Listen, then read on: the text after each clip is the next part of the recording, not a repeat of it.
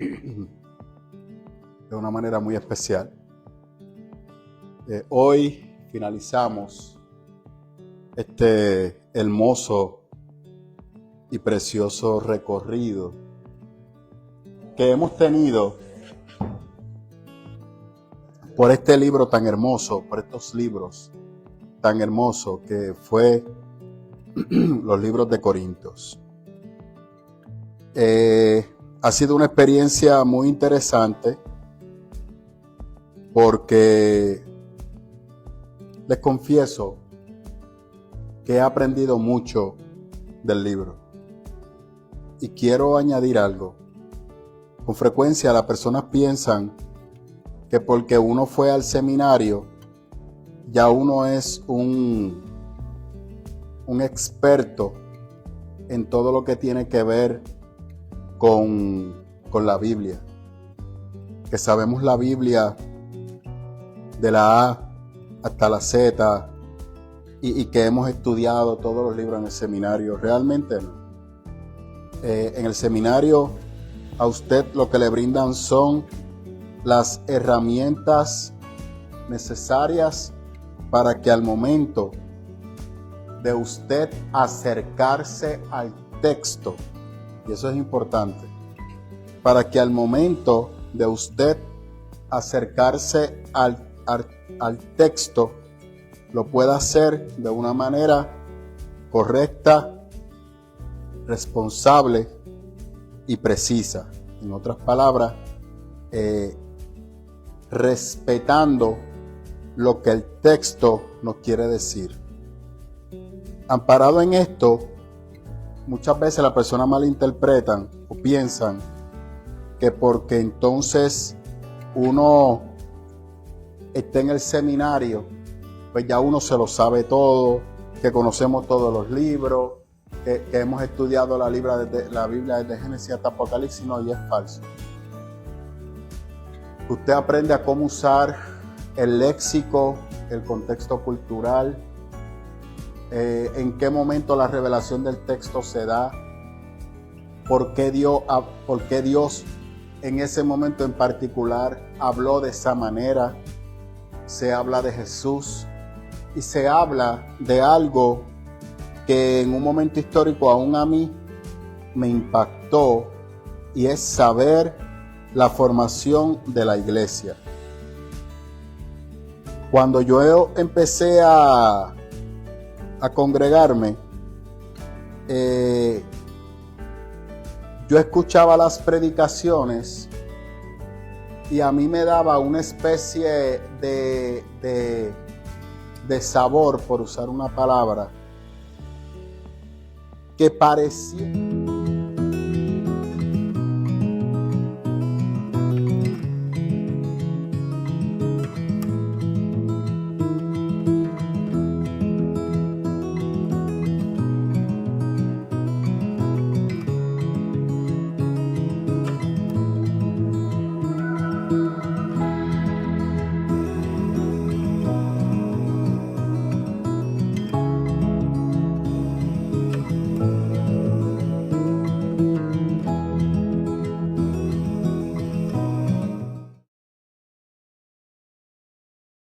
Gloria a Dios. Dios les bendiga, hermano, de una manera muy especial. Hoy finalizamos este hermoso y precioso recorrido que hemos tenido por este libro tan hermoso, por estos libros tan hermosos que fue los libros de Corintios. Ha sido una experiencia muy interesante porque les confieso que he aprendido mucho del libro. Y quiero añadir algo. Con frecuencia las personas piensan que porque uno fue al seminario, ya uno es un experto en todo lo que tiene que ver con la Biblia. Que sabemos la Biblia de la A hasta la Z y que hemos estudiado todos los libros en el seminario. Realmente no. En el seminario a usted lo que le brindan son las herramientas necesarias para que al momento de usted acercarse al texto, y eso es importante, para que al momento de usted acercarse al texto, lo pueda hacer de una manera correcta, responsable y precisa. En otras palabras, respetando lo que el texto nos quiere decir. Amparado en esto, muchas veces las personas malinterpretan o piensan que porque entonces uno está en el seminario, pues ya uno se lo sabe todo, que conocemos todos los libros, que hemos estudiado la Biblia desde Génesis hasta Apocalipsis. No, y es falso. Usted aprende a cómo usar el léxico, el contexto cultural, en qué momento la revelación del texto se da, por qué Dios en ese momento en particular habló de esa manera. Se habla de Jesús y se habla de algo que en un momento histórico aún a mí me impactó, y es saber la formación de la iglesia. Cuando yo empecé a congregarme, yo escuchaba las predicaciones y a mí me daba una especie de sabor, por usar una palabra, que pareciera que la iglesia vino desde Pentecostés hasta el 2024. Y ese transcurso de la historia yo lo desconocía totalmente. Porque era como que una parte oscura y pareciera que la iglesia despierta y es producto del avivamiento de la calle Azusa en California, si no me equivoco. Y eso está mal, eso es desconocer nuestra historia y limita el impacto que la iglesia ha tenido en el desarrollo de la humanidad, positivo o negativamente. Entonces, cuando uno va al seminario, uno es confrontado con todo esto. ¿Por qué? Porque cuando nos rechazamos, diga la palabra que estoy usando, cuando nos enfocamos en rechazar la historia de la iglesia, entonces entramos en cometer los errores que otros han cometido. Y yo recuerdo que en una ocasión Víctor Cruz me decía que cuando nosotros cometemos los mismos errores una y otra vez, significa que no hemos aprendido de nuestros errores. Y eso es una realidad, por lo cual la iglesia al día de hoy, con frecuencia, lamentablemente y amargamente, seguimos cometiendo los mismos errores. Por ejemplo, cuando usted tiene una iglesia que no entiende cuál es su propósito, cuál es su fundación, para qué existe. Cuando usted tiene una iglesia que no conoce a Jesús, que no entiende el propósito de Jesús, que no tiene idea lo que Jesús representa. Cuando usted tiene a muchos cristianos que están tratando de actualizar la fe. No sé si esa palabra a usted le llame la atención. Actualizar la fe. Porque pareciera que la fe se ha quedado en una especie de vacío histórico. Y hay veces que cuando vamos a hacer defensa de nuestra fe, estamos citando o invocando unos argumentos que carecen de la fundación de la palabra. Cuando decimos que vamos a defender la palabra y lo que hacemos es que minimizamos la palabra, porque no tenemos el conocimiento y la profundidad de entender que este libro es un libro complejo. Y yo le hago toda esta narrativa porque yo aprendí en el seminario a tener un gran respeto por este libro sagrado. Más de lo que usted se imagina. Yo sé que a veces yo bromeo con lo de la Reina Valera y todo ese tipo de cosas, pero yo aprendí a tener un respeto tan grande por la palabra de Dios, una reverencia tan grande por la palabra de Dios, porque cuando uno se da cuenta de la historia y la formación de la palabra de Dios, es algo sobrenatural, porque es viva. Y cuando usted entra a estudiar responsablemente la promesa que Dios tiene para la iglesia, a usted le vuela la cabeza. Cómo Dios ha ido a través de la historia y sigue impactando y transformando vidas. Dios no ha dejado de estar presente. Dios sigue presente en la necesidad del ser humano. Somos nosotros los que tenemos problemas que a veces... Mire, ayer yo estuve en mi trabajo y alguien me hizo un comentario. Voy a hacer la narrativa completa. Él me estaba haciendo él dice que es católico, apostólico y romano. Yo pues lo escuchaba. A mí no me gusta hablar de religión, usted lo sabe, y menos fuera de la iglesia. El tema surgió y yo lo escuché. Me estaba comentando que en una ocasión estuvo de padrino en una boda, y al estar de padrino en esta boda, la boda la oficializó, no voy a decir el nombre, una pastora del área metro en Bayamón, que su iglesia aparece como un cine. Ya usted ha de saber quién es. Entonces que en esta boda, la que iba a oficializar la boda, pues era ella. Al momento de oficializar la boda, él cuenta, yo tomo su palabra, desconozco si es cierto o no, simplemente tomo su palabra, que la pastora empezó a dar vuelta y a decir que Dios le había hablado y que Dios le había dicho a ella que ella necesitaba un carrusel y que ese carrusel ella lo iba a usar para predicar la palabra de Dios y que la iglesia tenía que darle ese carrusel. Entonces hubo un hermano que dice, pero pastor, ¿qué carrusel es?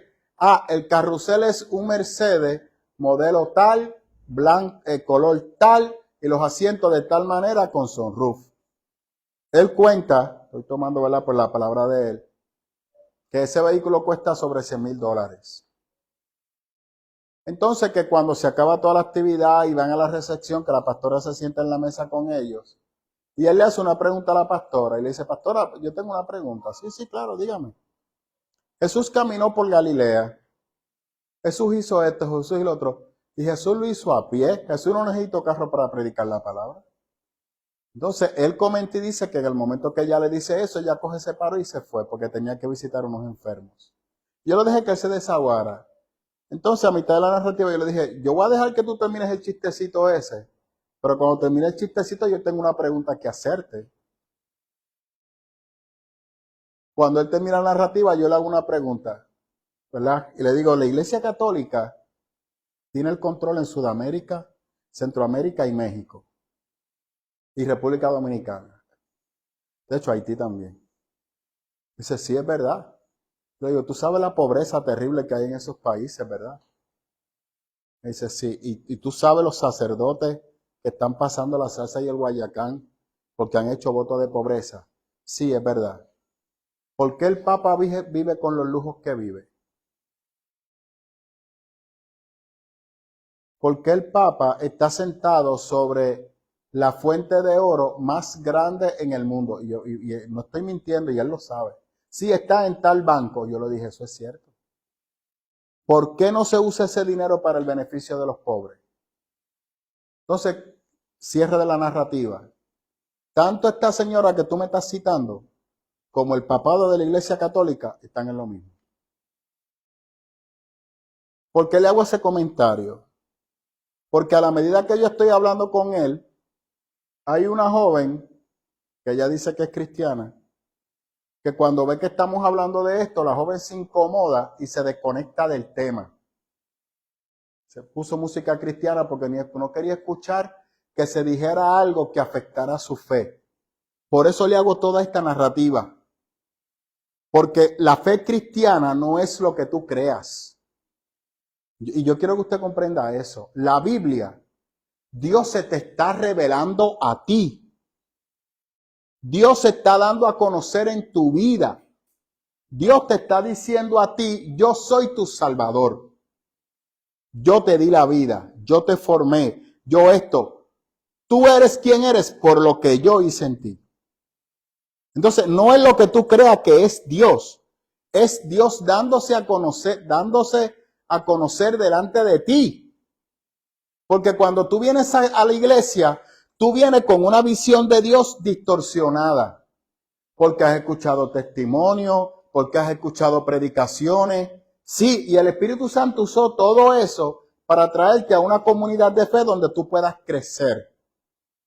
Y ya mismo lo empatamos. Le toca a la comunidad de fe dirigirte por el Espíritu Santo para forjarte y formarte conforme a la voluntad de Cristo. Eso es otro tema. Por tal razón, cuando tú vienes a la iglesia, ¿y qué le pasa a muchos cristianos? Que cuando vienen con esa percepción de Cristo a la iglesia, no quieren cambiar esa percepción. Quieren quedarse con la visión de Cristo que ellos mismos han desarrollado. Les digo algo, eso es metafísica. Pero hoy yo no voy a hablar de metafísica. Hoy yo quiero cerrar la carta de Pablo. No solamente eso, pastor, quiero vivir esa experiencia que han vivido otros cristianos, vivirla ellos, y si no la viven, se incomodan o Dios le habló a él y a mí no. ¿Por qué Dios hace eso? Entonces, no se dan cuenta que la experiencia de ese hermano es una motivación para mí en el aspecto de que como Dios trabajó con él, no de la misma manera, pero puede trabajar conmigo, pero no va a ser lo mismo. No de la misma manera que Dios le habló a él, me va a hablar a mí. Y gracias por traer eso, Paola, porque cuando yo me convertí y en la iglesia a la cual yo pertenecía, yo pasé por eso que tú acabas de decir. Entonces yo me empecé a sentir menor, pues decía, pero ¿por qué Dios no me habla a mí así? ¿Por qué Dios no me contesta las peticiones a mí como se las contesta a ese hermano? Entonces, como se trata de proyectar, no, que Dios siempre esto, entonces, y por eso yo siempre hago la salvedad en la iglesia, oiga, pero cójalo suave, porque Dios no trabaja con todo el mundo igual. Cada cual tiene su proceso, y a usted le toca respetar el proceso de cada cual. La fe no es un amuleto ni una llave mágica. La fe es el proceso de aprender a vivir conforme a la voluntad de Cristo. Se acabó. Aprender a vivir bajo la voluntad de Cristo no es lo mismo que tú quieras vivir bajo tu voluntad. Muchos cristianos confunden la metafísica con la fe cristiana. Usted viene acá y desarrolla una mentalidad espiritual para usted poder alcanzar sus cosas. Y cuando lo que tú quieres alcanzar no va de la mano de la voluntad de Dios. Como yo predicaba el domingo. ¿Cuál es el propósito principal de todo cristiano? ¿Cuál debe de ser el anhelo de todo cristiano? Es la vida eterna. ¿Es un Ferrari? ¿Es una mansión? ¿Son 20 hijos, 30 mujeres? No, es la vida eterna. No es la felicidad plena. No existe la felicidad plena. Es la vida eterna. Y es el camino a la vida eterna. Y en el camino a la vida eterna aprendemos a vivir la plenitud, que es al revés. Cuando yo aprendo a morir en Cristo, aprendo a vivir en Él. Eso está brutal. Y todavía hay cristianos que tropiezan con eso. ¿Por qué? Porque hay personas que predican cosas diferentes. Estamos claros. Pero está fundamentado en la Biblia. Ahí es donde tenemos problemas. Ahí es donde empezamos a chocar. Porque entonces la Biblia es un libro de referencia, no es la guía. La Biblia no es un libro de referencia, es la guía. Es el manual de instrucciones y eso te quedó brutal. pues lo digo con frecuencia, es el manual de instrucción del ser humano, de cómo Dios se le revela al ser humano.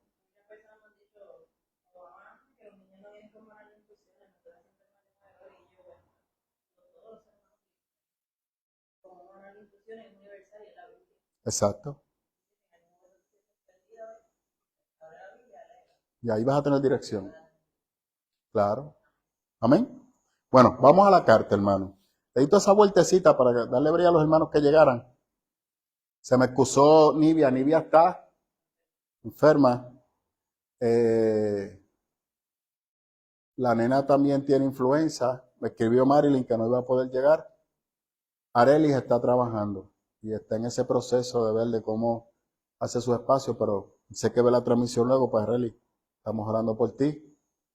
Elizabeth, sabe que está en comerío, Elizabeth está conectada y Rose pues también está conectada. A los hermanos que estén conectados, por favor, si usted tiene duda del tema, cómo se esté desarrollando, por favor ponga el comentario para entonces poderle contestar si tiene alguna preocupación o aportación. Hoy por fin entramos a segunda carta de Corintios, capítulo 13. Me gusta cómo Pablo cierra la carta. Vamos a leer, es bien corto. Ahora lo tienes ahí, ¿verdad? Yo lo tengo en el celular, pero como tengo la transmisión, si lo puedes leer, te lo voy a agradecer. ¿Tiene la Dios habla hoy? ¿Cuál tienes ahí? ¿Reina Valera? ¿Versión internacional? Está bien, perfecto. Esa es buena también. Uh-huh. Consejos finales de Pablo. Dice la bendita palabra de Dios. Esta es la tercera vez que los visito. Y como dicen las escrituras, los hechos de cada caso deben ser establecidos por el testimonio de 2 o 3 testigos. Ya puse sobre aviso a los que andaban en pecado.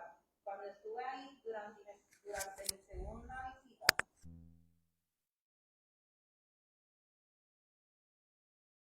tal como lo hice antes, que la próxima vez no tendré compasión de ellos. Les daré todas las pruebas que quieran de que Cristo habla por medio de mí. Cristo no es débil cuando trata con ustedes. Es poderoso entre ustedes. Aunque fue crucificado en debilidad, ahora vive por el poder de Dios. Nosotros también somos débiles, al igual que Cristo lo fue. Pero cuando tratemos con ustedes, estaremos vivos con Él y tendremos el poder de Dios. Examínense para saber si su fe es genuina. Pruébense a sí mismos. Sin duda, saben que Jesucristo está entre ustedes. De no ser así, ustedes han reprobado el examen de la fe genuina. Al ponerse a prueba, espero que reconozcan que nosotros no hemos reprobado el examen de la autoridad apostólica. Pedimos a Dios en oración que ustedes no hagan lo malo al rechazar nuestra convicción. Espero que no sea necesario demostrar nuestra autoridad cuando lleguemos. Hagan lo correcto antes de nuestra llegada. Aún si eso hace que parezca que no hemos demostrado nuestra autoridad, pues no podemos oponernos a la verdad. Más bien, siempre debemos defender la verdad. Nos alegramos de parecer débiles si esto ayuda a mostrar que ustedes en realidad son fuertes. Nuestra oración es que lleguen a ser maduros. Les escribo todo esto antes de ir a verlos, con la esperanza de no tener que tratarlos con severidad cuando finalmente llegue. Pues mi deseo es usar la autoridad que el Señor me ha dado para fortalecerlos, no para destruirlos. Amados hermanos, termino mi carta con estas últimas palabras. Estén alegres, crezcan hasta alcanzar la madurez, anímense unos a otros, vivan en paz y armonía. Entonces, el Dios de amor y paz estará con ustedes. Salúdense unos a otros con un beso santo. Todo el pueblo de Dios que está aquí les envía sus saludos. Que la gracia del Señor Jesucristo, el amor de Dios y la comunión del Espíritu Santo sean con todos ustedes. Amén. Señor, te damos gracias en esta noche por la oportunidad que nos permite estar aquí en este lugar para bendecirte, para honrarte y para estudiar tu santa y bendita palabra. Te presentamos, Señor, a los hermanos que no han podido llegar, aquellos que vengan en camino. Si vienen algunos, por favor, tráelos con bien. Los hermanos que están pasando por diferentes tipos de enfermedad. Te pedimos que por favor te glorifiques en cada uno de ellos de una manera muy especial, Señor. Derrama de tu Espíritu Santo, derrama de tu sanidad sobre aquellos que podamos estar un poquito quebrantados de salud, y que sea tu presencia, Señor, de una manera especial en todo esto que estamos haciendo, porque al final es para honrarte y bendecirte a ti, y enviamos tu palabra de sanidad sobre cada vida y sobre cualquier persona que pueda tener acceso a esta transmisión, que puede estar pasando por diferentes luchas espirituales, luchas emocionales, preguntándose, Señor, tantas cosas en busca de respuesta. Te pido que si en algo este estudio pueda servir, que por favor te glorifiques de una manera especial, Señor, para que ellos puedan encontrar respuesta en ti, quien eres la fuente de toda sabiduría y de todo conocimiento, Señor, porque en ti hay palabra de vida, porque tú eres la fuente que origina la vida. La gloria y la honra es tuya, Señor. Amén. Bueno, vamos a lo que vinimos. Mire, voy a leer el contexto histórico porque quiero que entendamos algo. Lo voy a leer y luego lo voy a explicar. Del 1 al 2, Pablo habla de testigos. Está citando a Deuteronomio 17:5, que es cómo se aplica la ley, donde dice que si tú vas a enfrentar a una persona, tienes que llevar testigos contigo, que sean de evidencia de lo que tú estás diciendo. Porque si luego tú cambias de versión, que entonces ellos te contrarresten y te hagan quedar en vergüenza. Porque el que dice la verdad no tiene nada que ocultar y siempre va acompañado de otras personas. Pablo aquí le está diciendo a los corintios: yo siempre he sido un testigo transparente delante de ustedes. Nunca he cambiado mi mensaje. Siempre he dicho lo mismo. Y eso es lo que me gusta. En una ocasión alguien decía que las personas que mienten tienen que tener un alto coeficiente para usted acordarse la mentira que usted dijo. Y llega un momento que el cerebro se llena tanto que tarde o temprano usted lo cogen en pifia. Por tal razón, y de hecho, neurológicamente hablando, permítame decirle a usted que cuando usted miente, su cerebro se esfuerza más. Porque tiene que tratar de crear una especie de subrealidad donde esa mentira tenga espacio. O sea, que nuestro cuerpo, Dios lo diseñó para decir la verdad. ¿Leíste lo que yo publiqué en el chat de la iglesia? Eso está brutal. Porque lo que él explica es cómo el pecado se convierte en una carga sobre nosotros desde el Antiguo Testamento, que el ser humano no la puede tolerar, no la puede asimilar. Y Dios muchas veces ha tenido que echar esa carga sobre él para tratar de darnos paz a nosotros. Entonces, cuando el ser humano está lleno de mentira, de engaño, de subrealidad, de una vida no productiva, de una vida que es un fracaso completo, se convierte en una carga que el ser humano no puede llevar. ¿Y qué hizo Cristo en la cruz del Calvario? Quiere quitarte esas cargas que tú mismo te has creado, que tú mismo te has generado, y Dios te las quiere quitar. Pero ¿qué hacemos nosotros con eso? Nos aferramos a ella. No se la queremos entregar al Señor. Por eso tú ves tanta gente con la mente cargada, emocionalmente cargado y espiritualmente por igual. Que tú le dices algo y se le olvida rápido. Y no es por una condición neurológica, es porque emocionalmente están sobrecargados. O son personas que siempre tienen que estar haciendo algo porque no pueden manejar el ruido interno que tienen en sí mismos. Entonces, ¿qué dice Pablo? No vivas de la mentira, sé siempre transparente. Y le está diciendo a los corintios: yo siempre he sido transparente con ustedes. Y aquí esto está brutal. Porque él empieza a explicar algo diciendo: yo siempre le he dicho a ustedes que Dios habla. Habla a través de mí, pero también puede hablar a través de ustedes. Y eso está brutal. Porque habían ciertos apóstoles que se habían introducido en Corintios para tratar de decir que Dios solamente hablaba a través de ellos, no a través de nadie más. Entonces tenían una conexión exclusiva con Dios y le decían a la persona, no, Dios no habla a través de ti, porque tú no estás en el nivel espiritual que yo estoy. Por eso Pablo le llama a los superapóstoles. Y Pablo dice, yo no soy ningún superapóstol, yo soy un débil, yo soy un frágil, porque es el Corintio que cuando usted va a la primera carta, capítulo 1, ¿qué decían los corintios sobre la muerte de Jesús? Que era una estupidez, que eso era una tontería.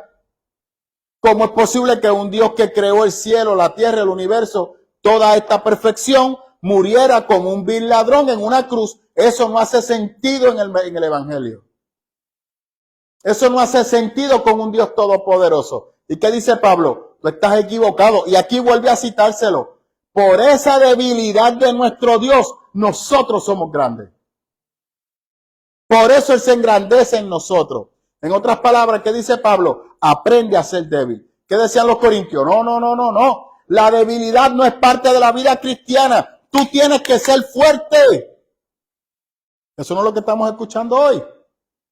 Declárate fuerte. Declárate victorioso. Declara lo que tú quieres para ti. Anhela, lucha, búscalo. Debilidad, no. Aquí no hay espacio para debilidad. Tú eres fuerte. Tú eres hijo de un rey. Entonces la gente escucha eso. Y cuando ahora vemos a Pablo que dice, no, tienes que ser débil. Tienes que ser frágil.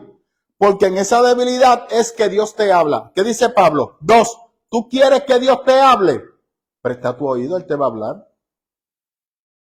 Yo siempre lo he explicado, siempre lo he dicho. Y yo creo que la única manera que nosotros como cristianos podamos entender lo que yo con frecuencia le digo a usted, es que algún día usted y yo vayamos a Qumran, donde los esenios se congregaban. Y que usted se sienta en ese lugar. Y usted vea la estructura que esas personas tenían. Buscando que Dios le hablara. Los monjes se quedan cortos. Estas personas llevaban la santidad a un nivel mayor.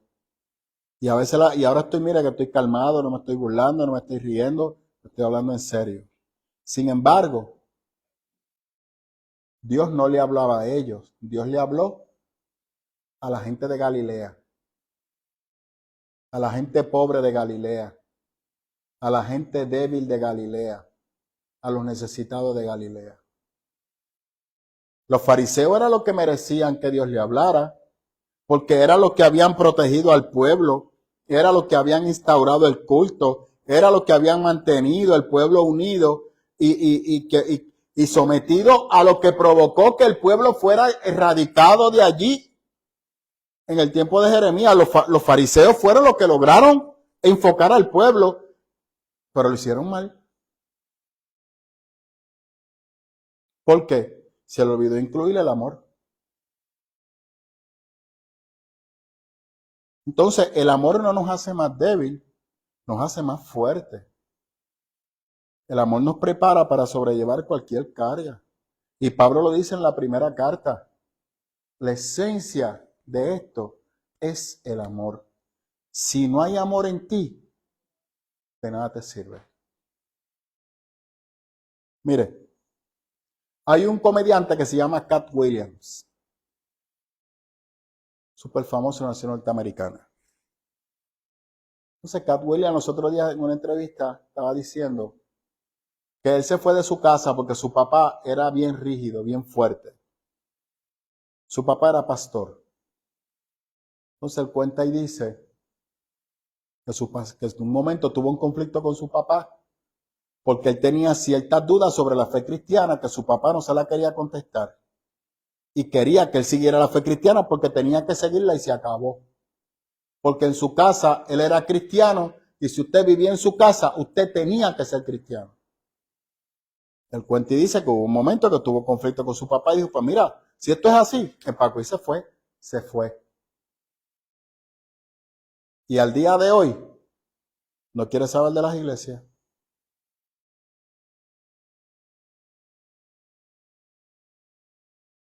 ¿De qué vale la rigidez si no está el amor? Pero como te digo sur, te digo norte. Los hermanos Jonas, su padre es pastor. Y esto fue el otro extremo. No, si no importa lo que tú hagas, Dios está contigo. Entonces, aquí alguien muy exigente y aquí alguien muy liberal. ¿Cuál es el resultado? ¿Varía el resultado o es lo mismo? Es lo mismo. ¿Qué tenemos que hacer? El punto medio. ¿Ah? La verdad. Si tu hijo está fuera de control, a ti te toca enderezarlo. Si tu hijo está demasiado, a ti te toca centralizarlo. Y siempre mostrarle ¿qué? El amor de Dios. En la disciplina, amor. Cuando tengas crisis, no lo ocultes de tus hijos, que tus hijos te vean cómo tú manejas la crisis. Si te causa dolor, llora frente a tu hijo, ¿por qué te ocultas? Si estás molesto, pues, ¿estás molesto? Si le hablaste fuerte a tu hijo, pues le hablaste fuerte a tu hijo, pídele perdón. Te hablé de manera incorrecta, no debí de hablarte así. Cuando tus hijos piensen que es que tú eres muy, muy livianito, como yo le digo a mis hijas, yo soy tu papá, yo no soy tu pana. Yo no soy tu amiguito de la escuela, yo soy tu papá. Así que tú me hablas con respeto. Y cuando yo te estoy diciendo algo, préstame atención que yo no estoy bromeando. ¿Ves? Pero también cuando tengo que decirle, oye, lo hiciste bien, perfecto. ¿Sabes qué, beba? Los otros días yo llegué y tuve que llevar a la nena al colegio y de camino limpié el piso con las dos. Isabel hasta lloró. Cuando llegó a casa, que habló con Rose, me dice, no, Isabel es la que me está dando la mano, me está ayudando y esto, y yo, anda para el carajo. Tenía que decirme eso. Limpié el piso con las dos de camino para el colegio. ¿Qué tuve que hacer cuando la busqué en la tarde? Quiero pedirle perdón a las dos, pero principalmente a ti, Isa, porque tú lo estás haciendo bien. Le dije a Sofía, tú lo estás haciendo mal. Ella se está esforzando por hacerlo bien, pero tú no. Entonces, perdóname, Isabel, tú no tenías la culpa. Sigue haciendo lo que estás haciendo, esfuérzate un poquitito más, ayudando a mami en esto y en lo otro, pero en esto estás bien. Porque si usted se equivocó, usted no es perfecto. ¿Usted es Dios? No. ¿Qué usted tiene que hacer? Modelar a Dios. Por eso es que tenemos tantos jóvenes que no quieren saber de Dios. No es porque no soporten el pastor, es porque sus padres le han dado mal testimonio de Dios. Y permíteme decirle, no, pastor, usted se salió. No, porque Pablo le está diciendo aquí a la iglesia de Corintios, yo soy tu padre espiritual. Yo te he modelado a ti el amor de Dios. Yo te he presentado a ti a un Cristo que yo vivo, que yo practico y que yo modelo. Si usted mira el capítulo 9, 10 y 11, es un Pablo amoroso que le está reconociendo las virtudes a la iglesia. ¿Cuántas veces tú has reconocido las virtudes de tus hijos? Hay padres en la iglesia que no conocen a sus hijos. Y tenemos esta visión fantástica y mágica que el Espíritu Santo va a educar a mis hijos. ¿Dónde la Biblia dice que el Espíritu Santo va a educar a tus hijos? Te toca a ti educarlo. El Espíritu Santo te va a educar a ti para que tú eduques a tus hijos. Y más que meterle la palabra por ojo, boca y nariz, vive la palabra y que tus hijos la vean como tú la vives. Sencillo.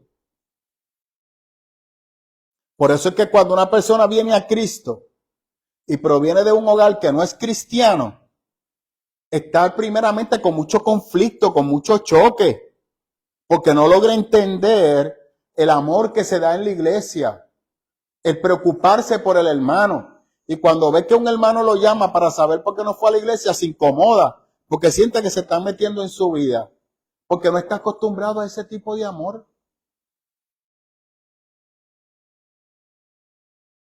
santo. Amén. ¿Dudas que tengan hasta ahora? Paola. Aportaciones. Por ahora no.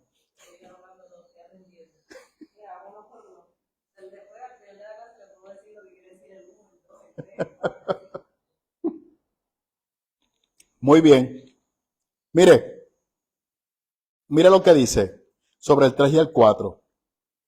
Debido al que el judaísmo hablaba de que Dios se comunicaba por medio de los profetas, la apelación de Pablo a que Cristo habla es que Cristo habla en él es probablemente una apelación a su don profético. Pablo a menudo lo recalca a los corintios, el poder de Dios revelado en la debilidad de la cruz. Principalmente porque los cristianos en Corintios, como su cultura pagana, valoraba el poder retórico y milagroso que atraía la atención de los oradores y los milagreros y no al Dios supremo. Que mucho yo he hablado aquí de los milagreros, ¿verdad?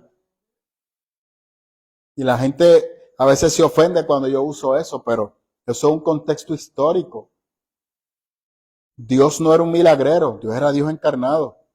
Y la iglesia eran representantes de Dios en la tierra. ¿Ocurrían milagros? Claro que sí. Como consecuencia de buscar y llenarse del poder de Dios. Pero no era la esencia de la fe cristiana. No era lo que movía a los cristianos. Los movía a predicar a Cristo.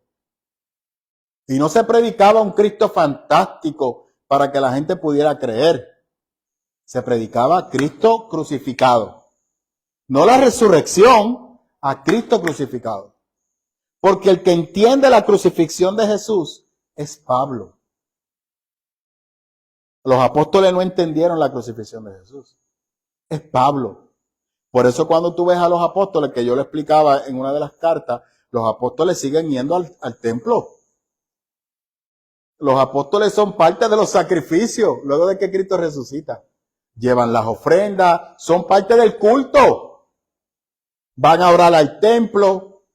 Y cuando la persecución en contra de los cristianos se inicia, entonces la visita en el templo se interrumpe. Y es en ese momento que Pablo se inserta en la iglesia. Y Pablo el que dice, pero es que ya el sacrificio no es necesario. Porque para eso Cristo murió en la cruz. En Él tenemos el sacrificio final. Él es el último sacrificio. Porque el ser humano no podía llevar su pecado. Lo que dice el escrito.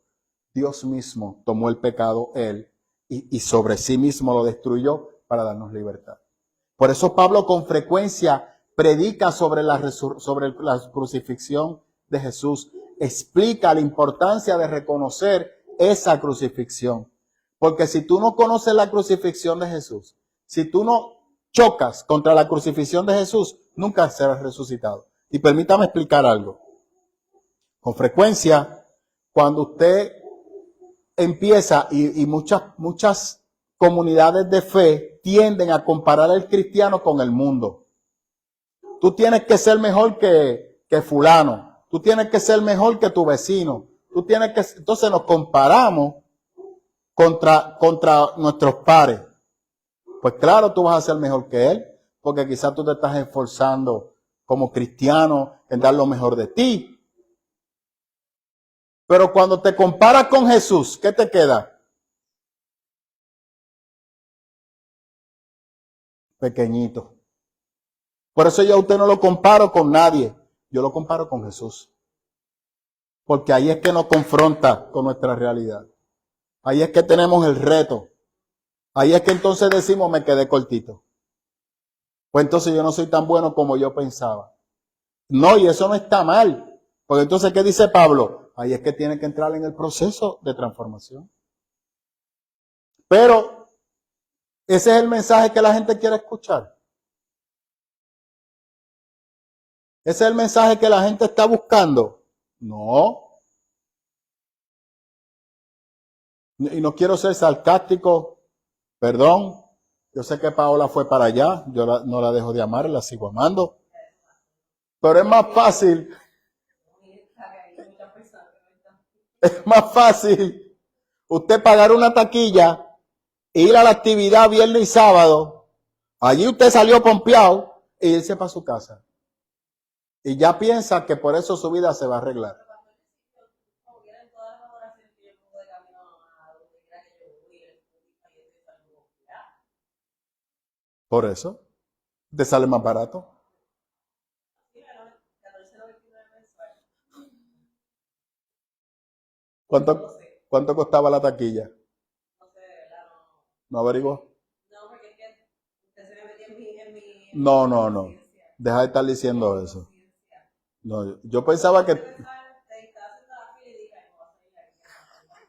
Él va a decir eso desde el altar. Es que yo, de verdad, yo a mí me encantaba sin mí. O sea, después de que yo vi que iba a Yesenia Teo, yo no sabía que iba a ella. Yo iba a ir por Oasis, porque es de mis agrupaciones musicales, de los grupos de oración que me encanta. Porque durante su adoración ellos ministran. Cuando tengas oportunidad, yo no sé si ellos están ahí. Búscate. Y ahora mismo eso está por ahí. Yo vi la lista completa y vi los que estaban. Tú sabes que ahora está el grupo este de 12, algo así. 12 whatever, ya me acuerdo. Son los G12 actualizados. Y búscate si ellos pertenecen ahí. Y me huele que sí. Marco Barriento también está con los G12, con César. Se me olvidó el apellido. De Colombia. Cristín de Clario. Hay una lista brutal. Que son las personas que están ahora.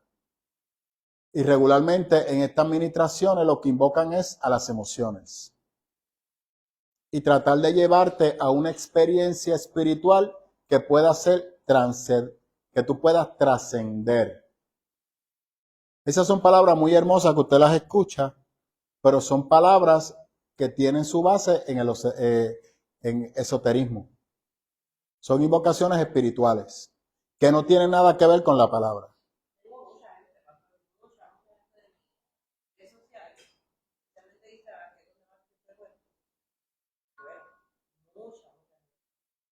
Y casi todo el mundo, o sea, que fue, dicen o sea, que lo que sintieron, Espectacular. confiados, Eso es correcto. Eso es motivados. correcto. Eso es correcto. Y eso lo... Bueno, Y es... por otra parte, yo lo veo de otra manera. Ajá. Yo prefiero que vayan a un concierto como ese a que vayan a un concierto, por ejemplo, de reggaetón. Y que de alguna u otra manera Dios se manifieste en su vida para que ellos puedan buscar una iglesia que los va a hacer crecer espiritualmente, porque por lo menos allí recibieron como una semillita de que quieren acercarse más a Dios, quieren... ¿Usted me entiende? Yo sé que no todas las iglesias son como esta ni nada, pero pueden encontrar una buena iglesia que ellos puedan crecer espiritualmente, vamos a decirlo así.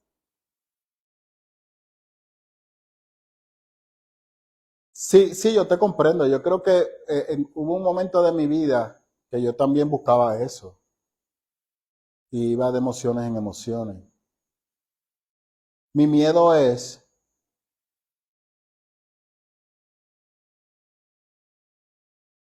¿cómo le explico?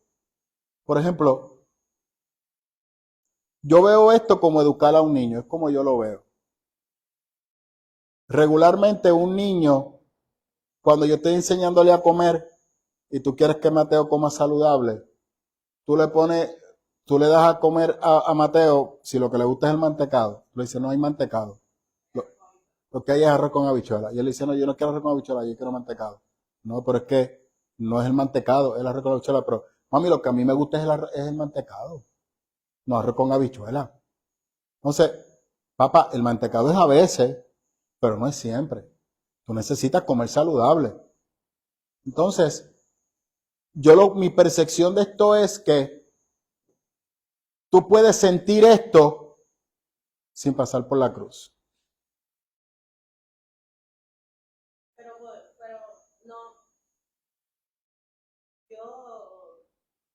Lo que pasa es que tú lo ves de un punto de vista donde tú estás ahora. No, lo que pasa es que Ajá. Tú lo ves como unos pasos. que podría ser un paso para acercarse a la presencia de Dios. Podría ser. Ok. Lo que sí entiendo de usted es que a lo mejor pues, van a querer buscar una iglesia que más o menos esté como literalmente como Siempre con lo mismo. Siempre con lo mismo. Es que siempre, y de hecho muchas comunidades de fe, eso es lo que crean, ese ambiente. Entonces, pero, ¿a qué nos toca a nosotros hacer? Más que, o sea, para mí, más que buscarlo o hablar, o lo que sea, como que hacer juicio de ellos. Me toca orar por esas personas que fueron, esas miles de personas que fueron al liceo y recibieron pues algún tipo de administración allí. Y ojalá que puedan encontrar, que les pida a Dios que puedan encontrar una iglesia que realmente pues, pueda enseñarle lo que es la verdadera vida cristiana, lo que es Jesús, quién es Dios, cuáles son los próximos pasos a seguir para poder alcanzar la vida eterna. Porque yo prefiero eso. No, te sigo. Es que estamos iguales. Así que de aquí nadie sale enfermo, pues ya estamos enfermos. Yo no creo, bueno, vamos por partes. Yo estoy en contra de que también uno se convierta en un criticón, juzgón. A mí me gusta verlo en el contexto, the big picture, el panorama actual que estamos viviendo como iglesia. Eso es lo que yo veo. Y yo creo que hemos perdido el camino de Jesús, en mi parecer.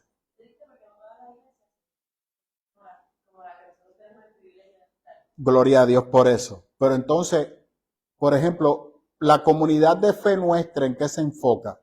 Oiga la palabra que voy a usar. Y sé que otras comunidades igual, pero yo hablo de la nuestra porque es el barco que estoy guiando. Yo espero que otra persona que se enfoque en hacer lo propio. Y no me malinterprete con lo que voy a decir. Nosotros nos estamos enfocando en limpiar el camino para encontrar las huellas de Jesús y poderlas seguir. Porque con el pasar del tiempo, el camino se ha llenado de polvo y estamos tratando de esforzarnos en hacer camino. Se hace camino al andar cuando ya el camino está hecho, que es Jesús. Entonces, despolvar ese camino nos va a llevar a un punto que nos vamos a enfrentar a eventos como los del sábado, como los del viernes y el del sábado. Porque entonces te vas a encontrar con personas que te van a decir que tuvieron esa experiencia espectacular, que no me cabe la más mínima duda que pudieron haberla tenerla, porque yo no puedo cuestionar la experiencia de cada individuo. Pero cuando yo empiezo a ver los frutos de su vida, esa experiencia le duró lo que dura el perfume en el momento que tú me pasas por el lado. Esa es mi preocupación. Entonces, voy a estar siempre en busca de esa experiencia. De esa experiencia. Y yo sí creo que cuando tú estás, y mira, te lo voy a aplicar ahora a la inversa. Cuando yo le estoy quitando el polvo al camino para seguir los pasos del maestro, en la privacidad de mi casa y en la misma iglesia, yo voy a tener esas mismas experiencias. Sí, es la experiencia que yo he tenido aquí prácticamente. A eso me refiero. Dios te va a dar esas experiencias y en la comunidad de fe que tú estés, Dios te la va a dar. Porque a la medida que tú vas limpiando el camino y te vas moviendo en él, esa presencia sobrenatural, sobrecogedora, de estar en la intimidad de tu cuarto, orando, y la presencia de Dios llega de una manera tan sobrenatural a ti, que tú no te puedes parar de donde tú estás. Porque eso es necesario para ti, para tu crecimiento espiritual. Y eso es lo que te va a ayudar a decir, ¿sabes qué? Estoy caminando siguiéndote, maestro. Sí estoy, a veces el camino vuelve y se llena de polvo, vuelve otra vez y lo saco, y estoy siguiendo tus huellas, maestro. Gracias por eso, porque eso es necesario. Porque como dice Pablo, Dios habla, Él está vivo. Lo que tengo que hacer es prestar mi oído para que me hable. ¿Me sigue? Ahora, ¿por qué lo digo?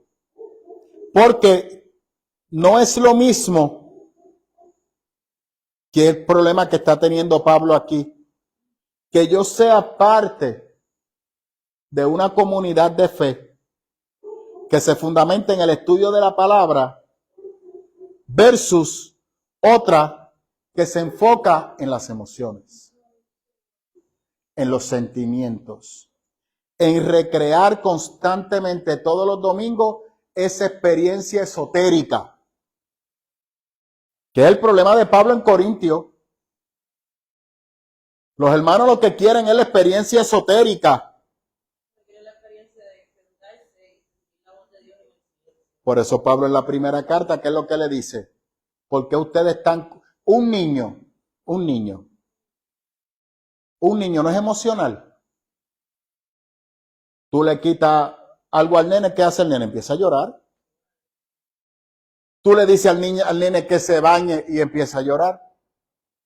Tú le dices al nene, es hora de comer, y él no quiere comer, lo que quiere es ver televisión. ¿Qué hace? Empieza a llorar, se queja, patalea, brinca, salta. Nos vamos, que vamos a salir.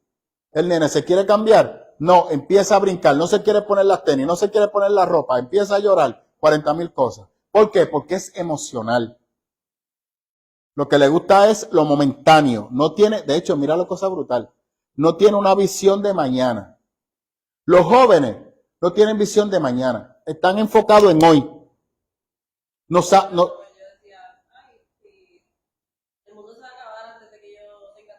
eso es correcto. Y después que uno llega a los 30, la cosa se pone fea.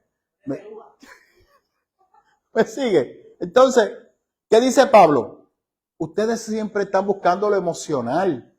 Deja de buscar lo emocional y busca la vianda.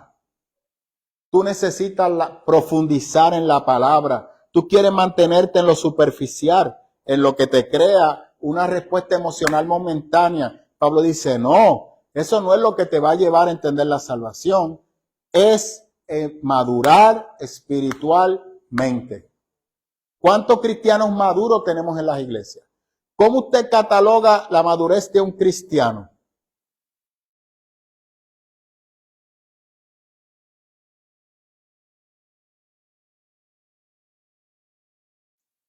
¿Cómo usted cataloga la madurez de un cristiano?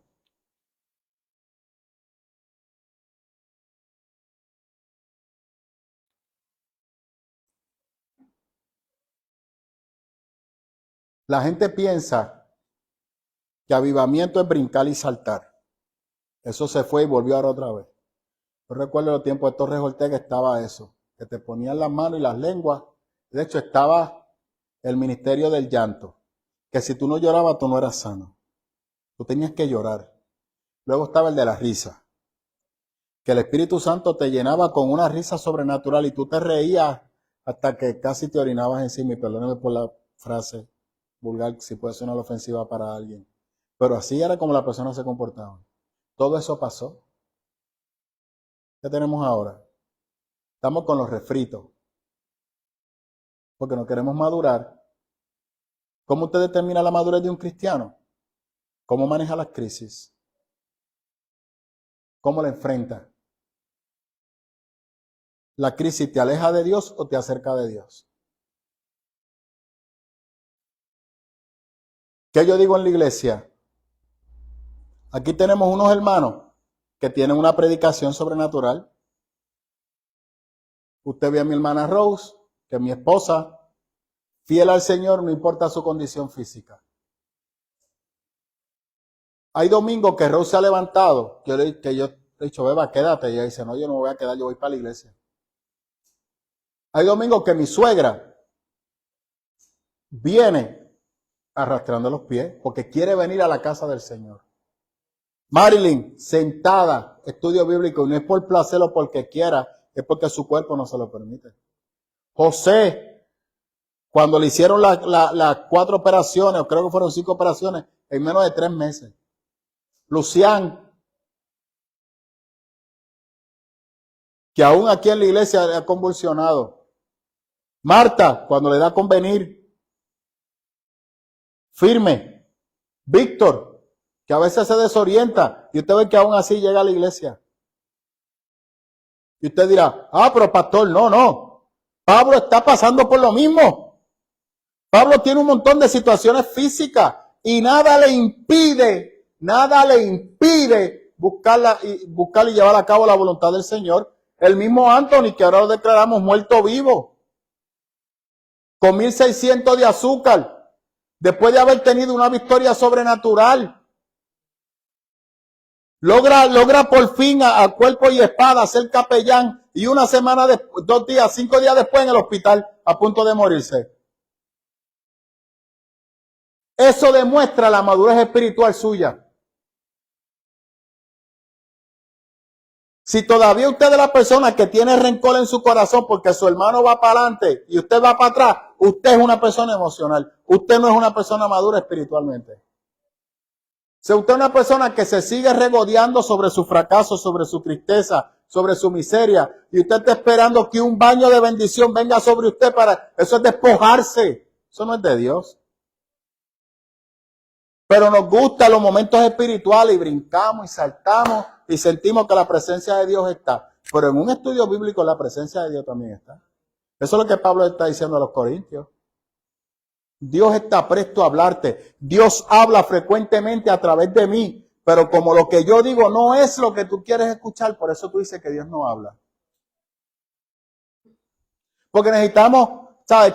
Que venga alguien famoso como Jessica Ten a predicar. ¿Por qué? Y si viene el Señor que todos los sábados viene aquí al terminal de la guagua, que se sienta todos los sábados allí a predicar la palabra, que lo que predica es, o eres de Dios o del diablo, está bien, pero Dios habla también a través de él. Y ese para allí, frente a las barras, a predicarle a esas personas que están allí. Todos los sábados a las 10 de la mañana, vaya y véalo allí. Él monta su música, monta su guitarra, y ahora algunos hermanos lo acompañan, y ahí está él cantándole al Señor, y después se para a predicar y le dice, si no vienes a Cristo te vas para el infierno. Y yo sé que eso da miedo, pero es la verdad.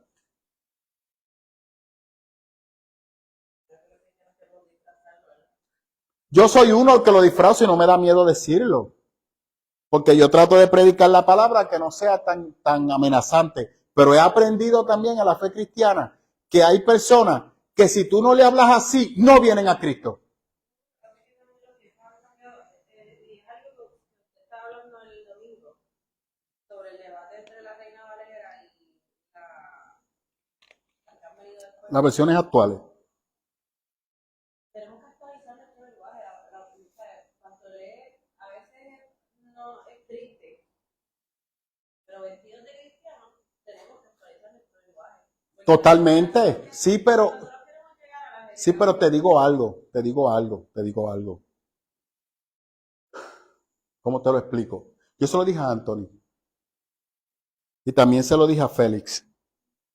Yo le dije, Anthony, independientemente de que tú y yo vengamos del mismo trasfondo, Dios me ha llevado a mí por un lugar que diferente al tuyo.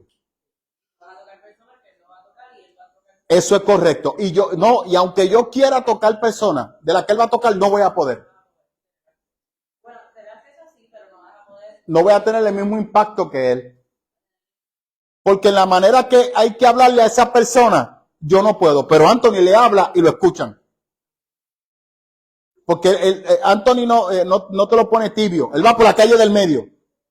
Él es el viejito que está allí frente a la barra. Él va por la calle del medio. O sea, aquí o es blanco o es negro. Es como Rose. Por eso Rose se lleva también con él. Yo no. No, Pai. Es gris. Puede ser verde. Yo veo diferentes tamices. No. Es blanco o negro.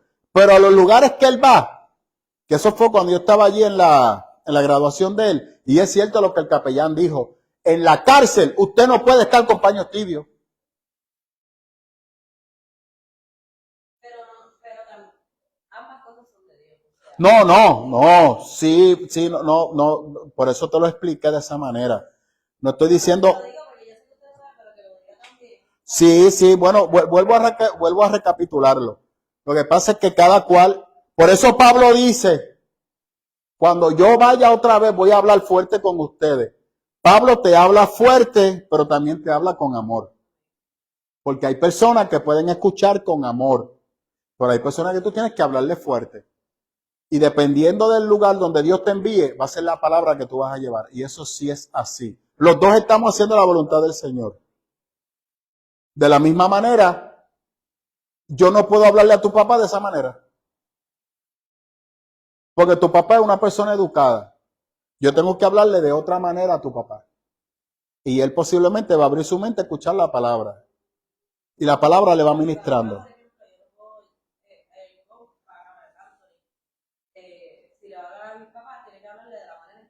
Que yo hablo con él. Eso es correcto. ¿Me sigues ahora? Porque entonces, tu papá lo que va a hacer es que se va a rechazar para. Sí, está demasiado. Está demasiado.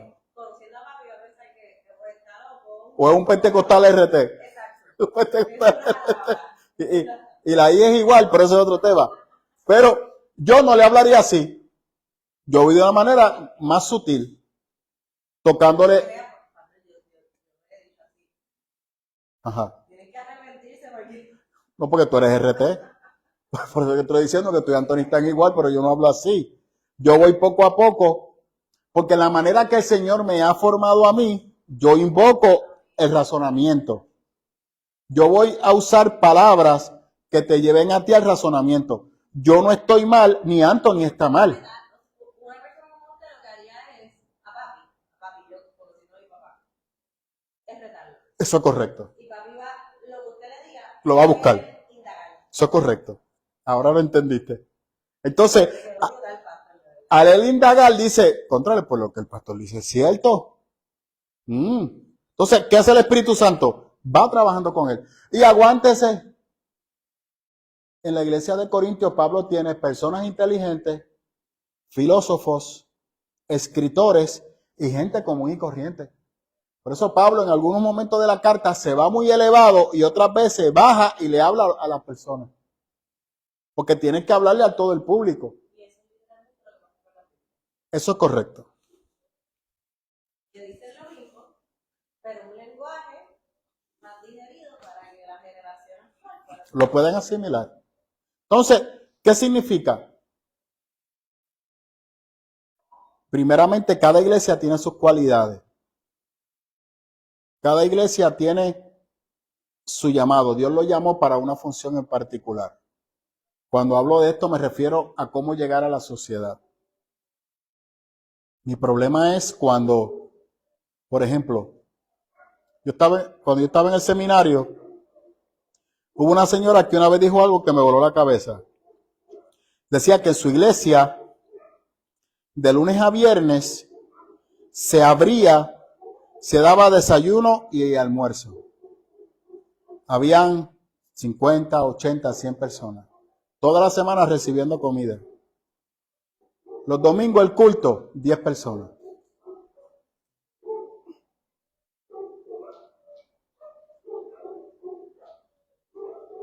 ¿Qué dice Samuel Sullivan?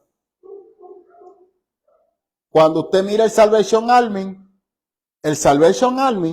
nace con una visión cristológica. ¿Qué le pasó? Se enfocó demasiado en el servicio y dejaron a un lado la palabra. El ser humano necesita un encuentro con Cristo para ser transformado. Usted no es transformado con un cántico. Usted no es transformado con una alabanza, ni con una predicación. Es la vida cristiana. Es un proceso de día a día. Tú puedes venir a Cristo por una predicación. Tú puedes venir a Cristo por una alabanza. Tú puedes venir a Cristo por una película. Y ahí empieza tu proceso espiritual. Y ahí es donde la cosa se complica. Porque si en el lugar, y aquí voy a decir algo que muchas personas se van a incomodar, les pido perdón. Dios planta a las personas en las diferentes iglesias.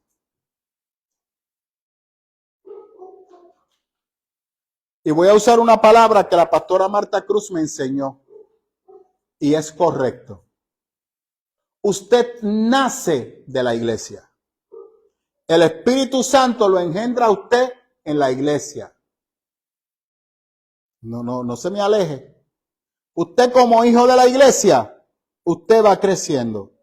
El pastor es responsable por el crecimiento espiritual de ese hijo de la iglesia. Pablo, por eso se llama el padre de los corintios, porque él es responsable por el crecimiento espiritual de la iglesia en Corintios.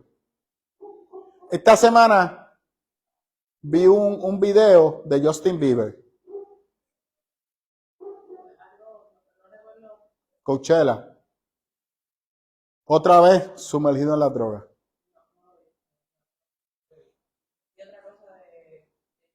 Él estuvo en una iglesia.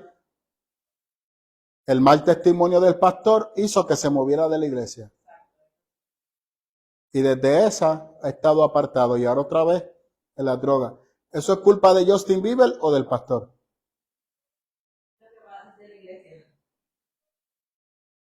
Entonces, pastor, pero la culpa es dividida, que te acabo de explicar.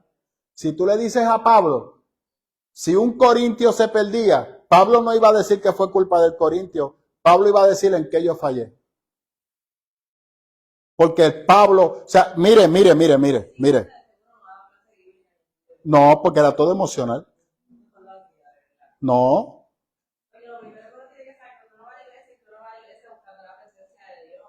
Por eso.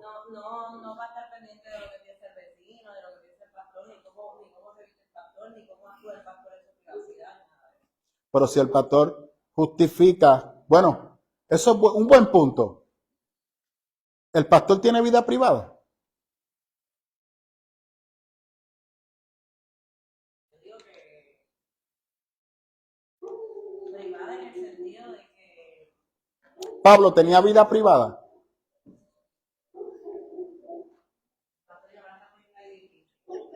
pero usted tiene una vida, ¿me entiende? Privada con su familia, eso me pidieron. No tengo problema. Pero privada en el sentido de que usted pero es una, apaga su celular por la noche.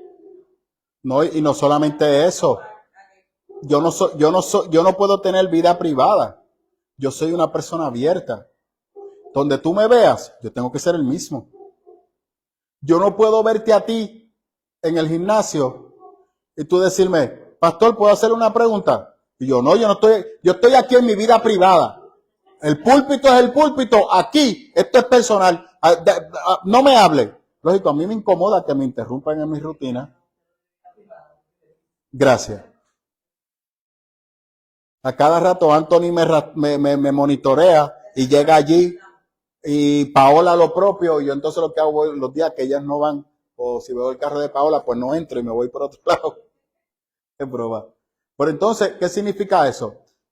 Que es algo que hemos dicho hoy en día. No, el pastor tiene su vida privada. Usted no puede tener vida privada. Porque usted es un testimonio de Cristo. Cristo no tenía vida privada. Ah, pero el pastor tiene que descansar. Eso es otro tema. Eso es otro tema. Cristo descansaba. Y en algunos momentos, claro, este fin de semana me voy con mi esposa. Hago los ajustes en la iglesia, dejo todo set y me voy con mi esposa. No me voy con la chilla.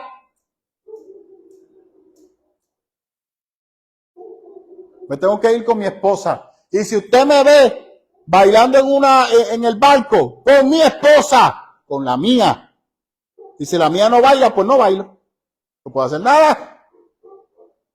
Y si usted me ve en un restaurante, con mi esposa, a menos que sea una comida de negocio, eso es diferente. Ah, mira, ahí está el pastor. Pero usted imagínese que usted llega a un lugar y usted ve a su pastor y usted le levanta la mano y el pastor cuando lo ve se pone blanco como un papel. ¿Y cuál es el miedo? El que nada debe, nada teme. ¿Por qué se ocultan? ¿Qué dice Pablo? Yo soy una carta abierta. Ah, pero no comparamos con Pablo. No, pastor, hay que actualizar porque los hermanos son todos unos presentados que se meten en la vida del pastor. ¿No será que usted no tiene su vida clara? Y tiene áreas ocultas y tiene miedo que los hermanos lo vean. O vive doble vida. ¿O usted no ha sido un buen padre y tiene miedo que lo juzguen por no ser un buen padre? ¿O maltrata a su esposa?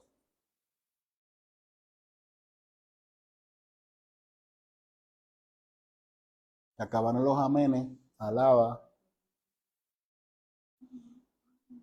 Por eso Pablo, cuando baja al 11, ¿qué dice Pablo?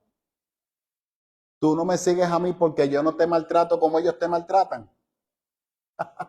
Pablo, repito, te voy a ser bien sincero, lo voy a ser bien sincero, mi hermano. Pablo, en una iglesia hoy, lo votan. Gracias por la carta que escribiste, vete. Posiblemente llegara a esta y a mí me saltará palo. No me cabe la más mínima duda. Yo me siento y lo dejo que él predique. No tengo problema con eso. Entonces Pablo se despide de la iglesia, porque mañana lunes tienen clase. Y ahí envié. Pablo. Sí, salud. Sí, ya mismo voy a saludar a los hermanos que están conectados. Pablo se despide de la iglesia y le pide que por favor se mantengan en armonía. Y le dice que por favor todos los hermanos se abracen y se den un beso santo. Y cuando usted va, lo que representa ese beso, los besos se usaban como señal de afecto entre familiares.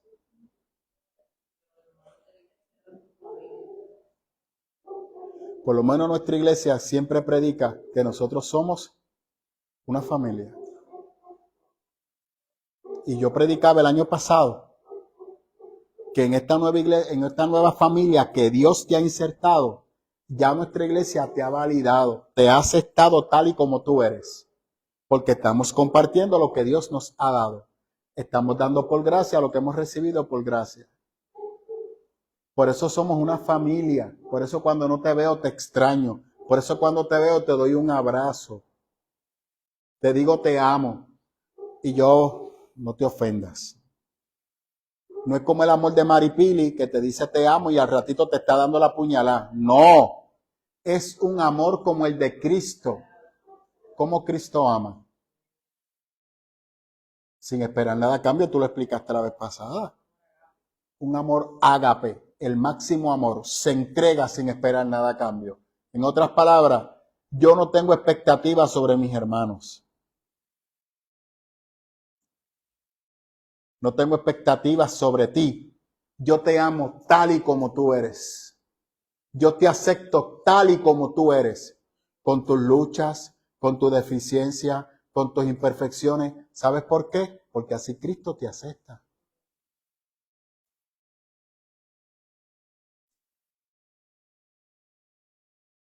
Por eso Pablo dice, abrácense y desen un beso. Y de hecho el beso era en el cachete, no era en la boca, en el cachete.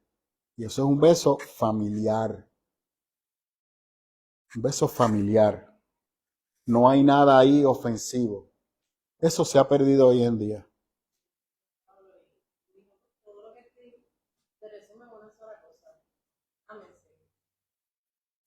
Eso te quedó brutal.